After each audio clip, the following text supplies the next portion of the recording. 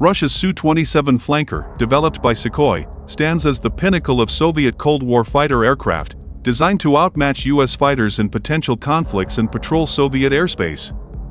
Conceived alongside the MiG-29 as part of a high-low mix strategy, the Su-27 was aimed at rivaling the U.S. F-15 Eagle, featuring similar long-range, high-speed, and heavy armament capabilities, but with a distinct appearance and flexibility for multiple roles.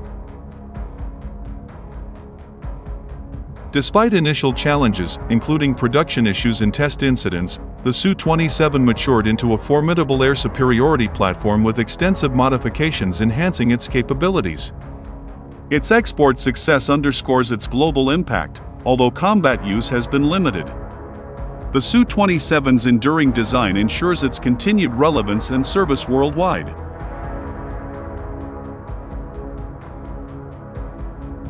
To the west, most of the legendary Soviet aircraft of the Cold War came from the design bureau Sukhoi and Gurevich, which spawned such aircraft as the MiG-15 Faggot, MiG-21 Fishbed, MiG-25 Foxbat, and MiG-29 Fulcrum. The single best Soviet fighter of the Cold War, however, was Sukhoi's Su-27 flanker. Intended both to defeat U.S. fighters over Central Europe in a NATO-Warsaw Pact conflict and to patrol the airspace of the Soviet Union against U.S. bomber incursions, the Su-27 survived the end of the Cold War to become one of the world's premier export fighters. The flanker emerged as part of the high-low fighter mix that both the United States and the Soviet Union adopted in the 1970s and 1980s. In the U.S. Air Force, this manifested in the F-15 and F-16, in the U.S. Navy, the F-14 and F/A-18. The MiG-29 Fulcrum played the light role in the Soviet partnership. Sukhoi designed the flanker with the capabilities of the F-15 Eagle firmly in mind, and the aircraft that emerged resembles the fast, heavily armed, long-ranged Eagle in many ways. Whereas the Eagle looks healthy and well-fed, the flanker has a gaunt, hungry appearance. Although designed as an air superiority aircraft, the Su-27, much like the Eagle, has proven flexible enough to adapt to interceptor and ground strike roles. Sukhoi has also developed a wide family of variants, specialized for particular missions but retaining overall multi-role capabilities.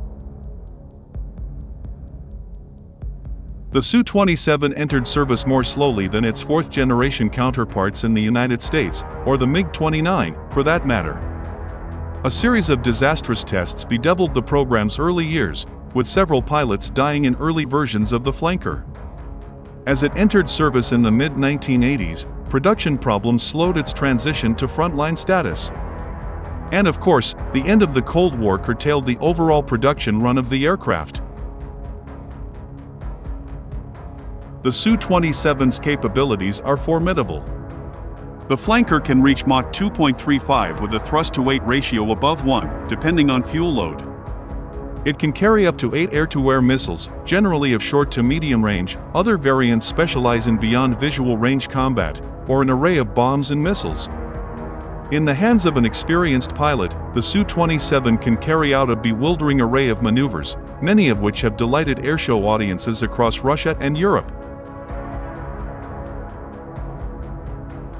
The basic Su-27 frame has proven remarkably flexible. The Russian Air Force has modified most of its existing flanker fleet with a variety of advanced avionics, improving its air-to-air capacity and also giving it an effective ground attack capability. Several flanker variants have acquired their own designations, especially on the export side.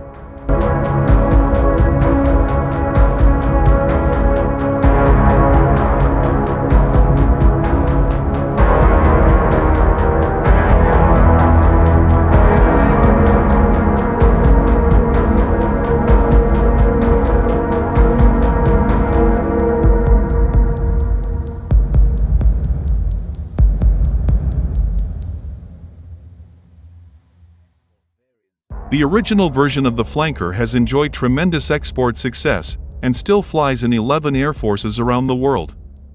The bulk of aircraft fly in Russian, 359, and Chinese, 59, service. In some smoldering conflicts, Russia-Ukraine, Ethiopia-Eritrea, Vietnam-China, both sides fly Su-27s. Overall, 809 flankers have entered service, plus large production orders for several variants.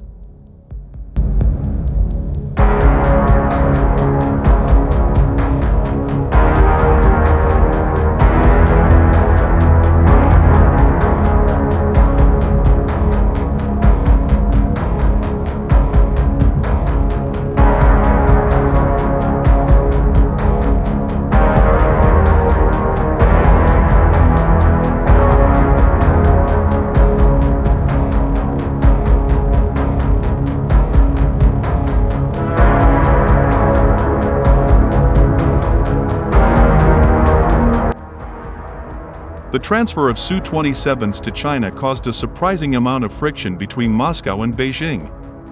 China purchased some flankers off the shelf, agreed to co-produce another batch, and acquired a license for production of additional aircraft. However, Russia soon accused China of violating the terms of the agreement by installing its own avionics on the J-11, as the Chinese designated their own flankers, appropriating Russian intellectual property and developing a carrier variant, eventually the J-16. The dispute cooled Russian enthusiasm for arms exports to China, a situation that persists today.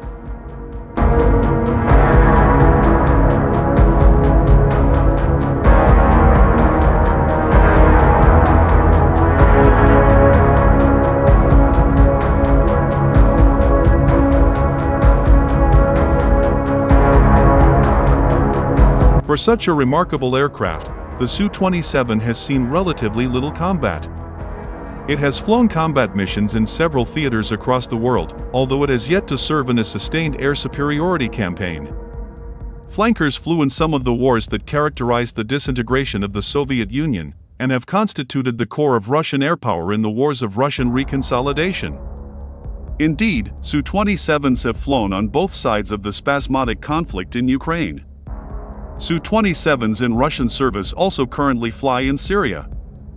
In foreign service, the Su-27 has flown in the Angolan Civil War and the Ethiopia-Eritrea War, scoring its only air-to-air victories over Eritrean MiG-29s in the latter.